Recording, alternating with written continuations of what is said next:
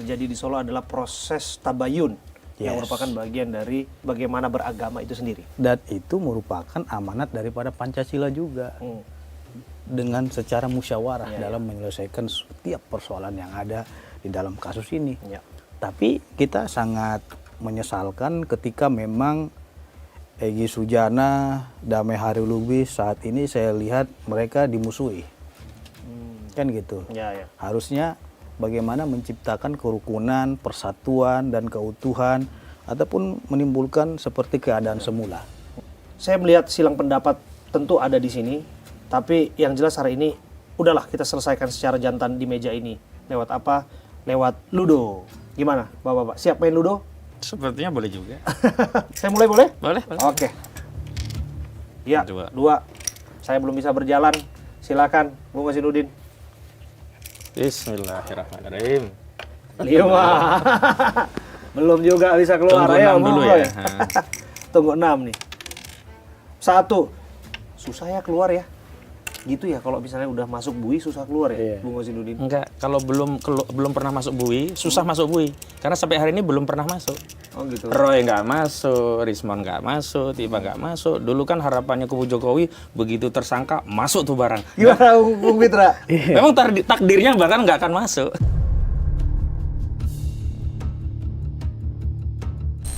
Wow, membaca takdir ke depan ke demikian, Kalau Bung menurut Fitra. saya ini sudah 1-0. Karena apa? Karena dengan satu tersangka itu satu poin bagi Pak Jokowi.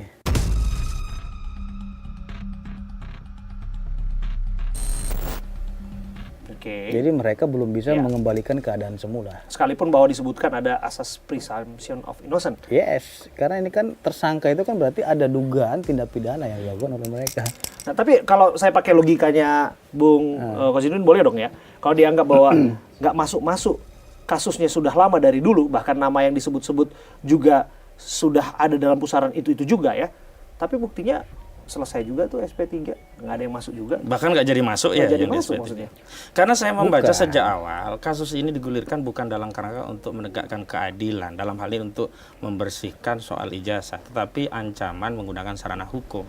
Karena sejak kasus ini bergulir, ada laporan, kuasa hukum Jokowi itu selalu menawarkan perdamaian-perdamaian. Kami sendiri dalam praktik berperkara sebagai advokat tentunya, biasanya yang gemes pengen segera damai itu kan orang yang dilaporkan. Oke. Tapi di sini justru kubu Jokowi berulang kali pengen damai, baik lewat kuasa hukum, sejumlah relawannya.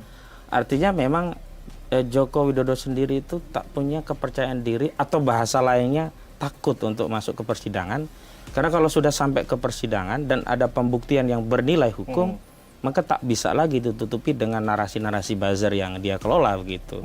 Itu terbukti misalnya diantaranya sampai hari ini justru Jokowi menginisiasi agar ada yang berdamai dan dikeluarkan. Kan ini bagian dari rencana, Jadi Pak. saya kira Bung Hasanuddin ini adalah seorang pengacara juga tentu mengerti bagaimana terkait dengan legal standing. Jadi yang berhak untuk mewakili Pak Jokowi itu adalah Pak Jokowinya ataupun kuasanya. Sampai hari ini saya juga belum pernah mendengarkan ya permintaan damai daripada Pak Jokowi. Justru yang mengusulkan damai itu adalah dari tim reformasi Jimli Siddiqui, dan itu cuma usulan dan saran kan gitu. Nah tiba-tiba muncul trial by the medsos seolah-olah yang meminta mediasi ataupun restoratif justice adalah Pak Jokowi. Kita kan bisa lihat faktanya. Hari ini siapa yang datang ke Solo? Bagaimana mungkin orang yang katanya dituduh meminta restoratif justice tapi orang yang datang ke Solo? Harusnya kan Pak Jokowinya kalau dia menginginkan perdamaian. Dan itu sebenarnya Jadi yang itu keliru adalah ya, pemahaman yang keliru dan itu hanyalah opini semata. Justru restoratif justice ala Sulu ini yang keliru. Karena restoratif justice itu semestinya haknya korban. Dalam hal ini katakanlah kalau korban itu adalah pelapor saudara Joko Widodo. Sementara hak dari tersangka itu ya SP3. Jadi penghentian perkara dengan restoratif justice itu bukan tersangka dicabut, tetapi dicabut peristiwanya. Ya ini artinya apa? Dicabut laporannya sehingga peristiwa itu dianggap tidak ada, dipulihkan keadaannya. Kalau itu dari tersangka, berarti tersangka saja. Aneh, pendekatannya restoratif justice, tapi yang SP3 hanya 2 orang. Kalau restoratif justice harusnya dicabut perkara. Nah, kalau cabut perkara semua selesai. Cuman memang targetnya kami baca ini kan Jadi begini, memecah belah, nyicil. Saya tidak mau berteori dalam perdebatan kita, tapi saya berbicara by data. Datanya apa? Hari ini siapa yang mengajukan restoratif justice? Yaitu Egy Sujana melalui kuasa hukumnya. Dia telah menyampaikan dan berstatement di media bahwasanya kami telah mengajukan surat restoratif justice ke Polda Metro Jaya agar dilakukan RJ. Pak Jokowi nggak ada komentar apapun maupun kuasanya.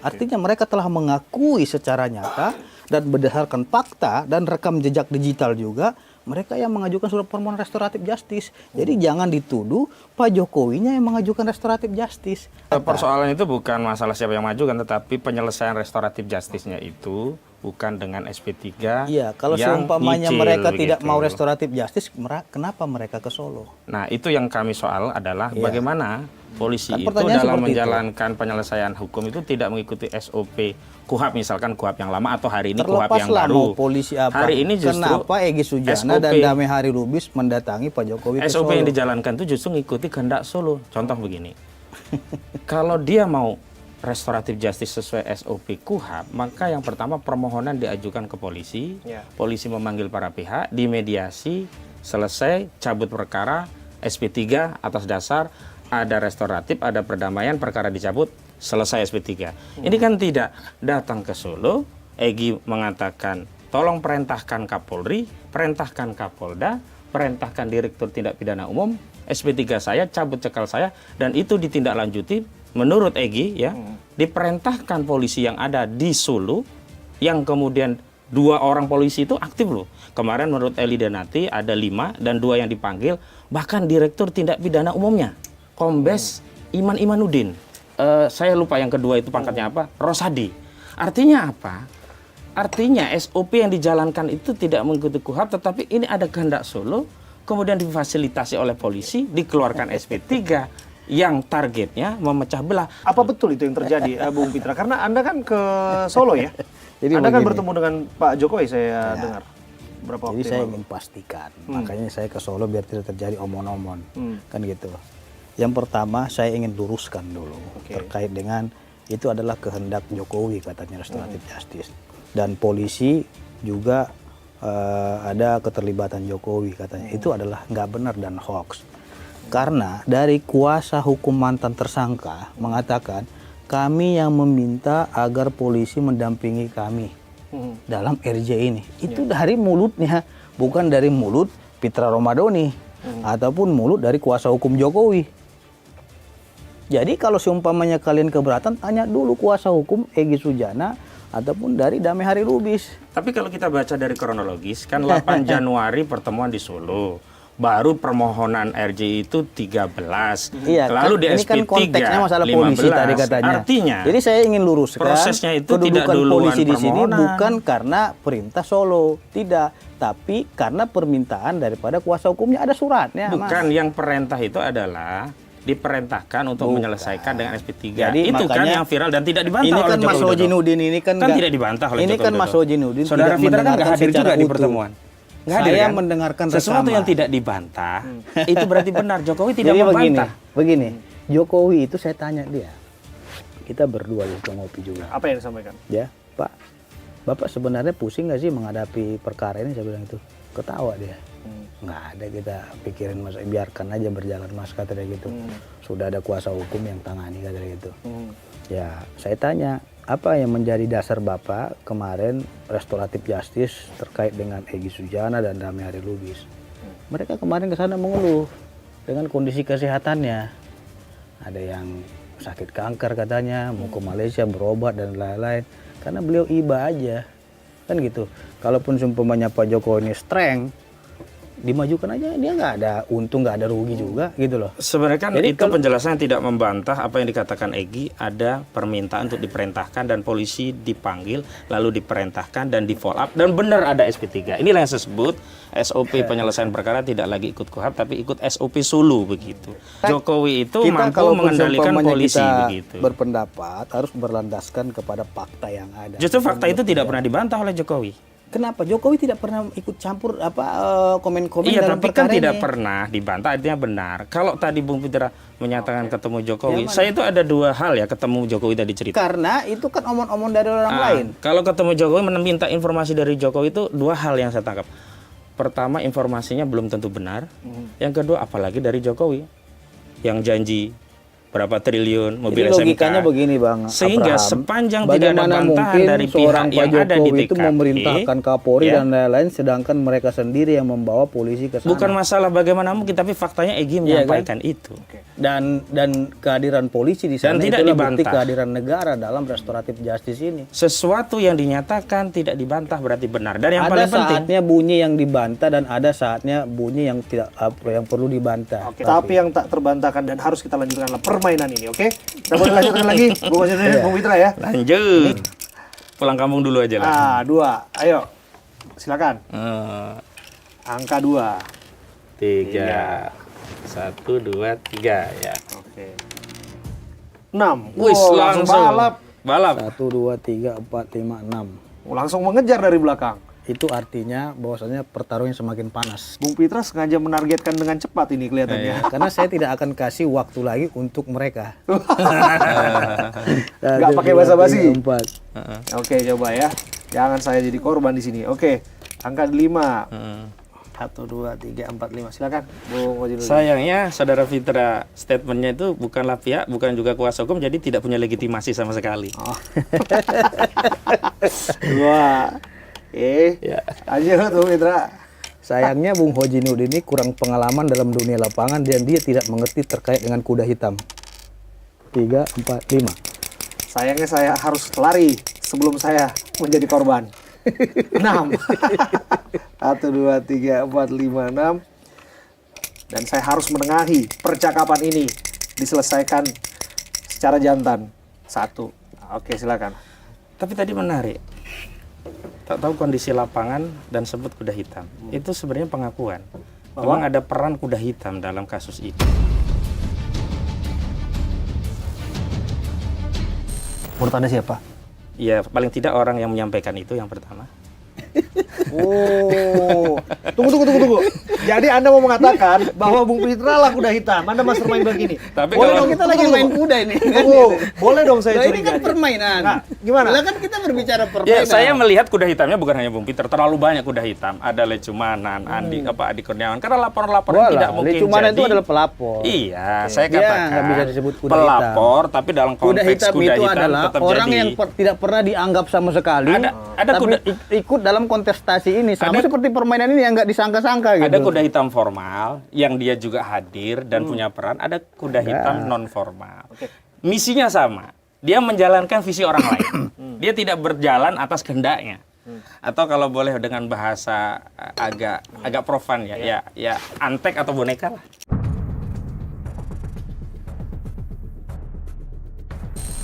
Oh, Satu ya, saya kemana ini larinya? Satu. 1, Antek 2, atau 3. boneka? Ini kita pijak deh 3 langkah. Kan?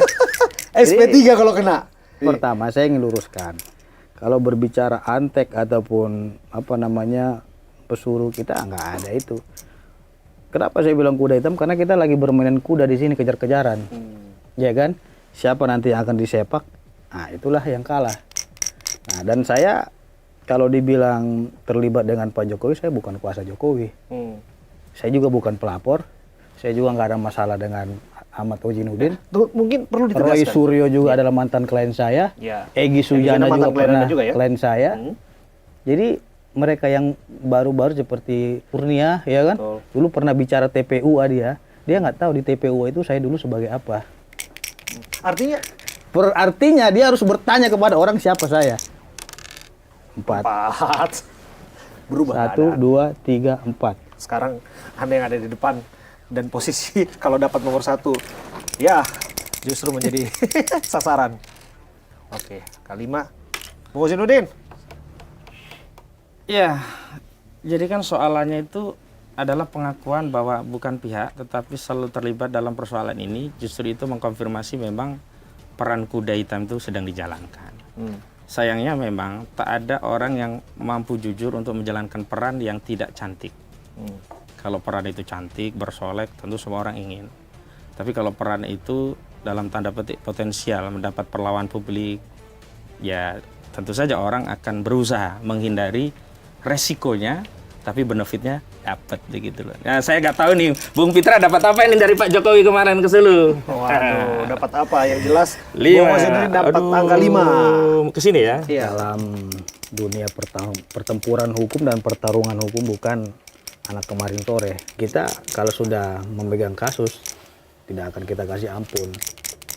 Selagi masih dimanfaatkan waktu dengan hal-hal perdamaian, mediasi, restoratif justice, saya kira itu hal yang baik. Karena pepatah mengatakan cuma setan yang takut perdamaian.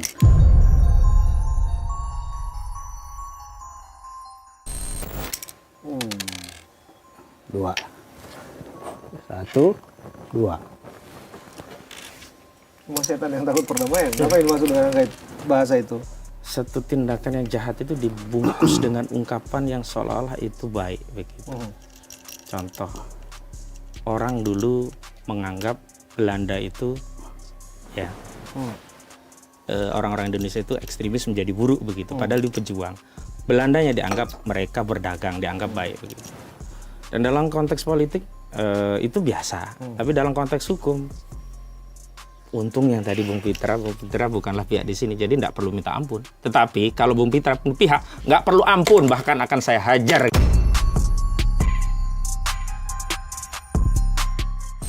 Justru karena kita bukan di pihak, 6. Angka 6. Iya, itu keberuntungan dia. Aduh.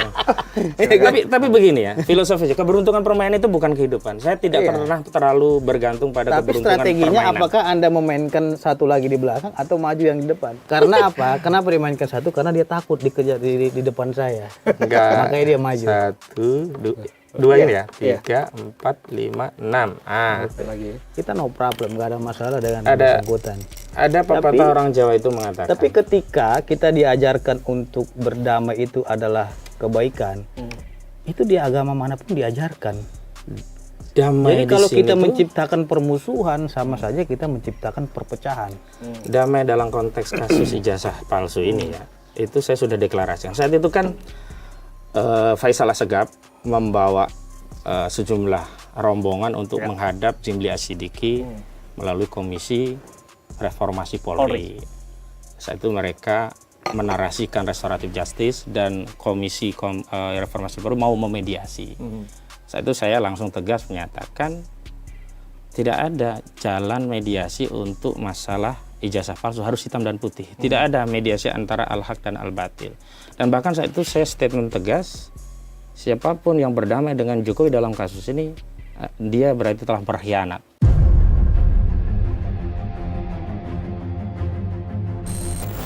Kenapa? Karena dia menutupi aib, tidak membukanya di pengadilan, dan ini akan menjadi noda sejarah yang akan kita wariskan kepada generasi selanjutnya. Ini sederhana saja. Anda lah. on point betul, Bung Kosidudin. Apa yang Anda sampaikan, apakah sesungguhnya ini yang klien Anda harapkan?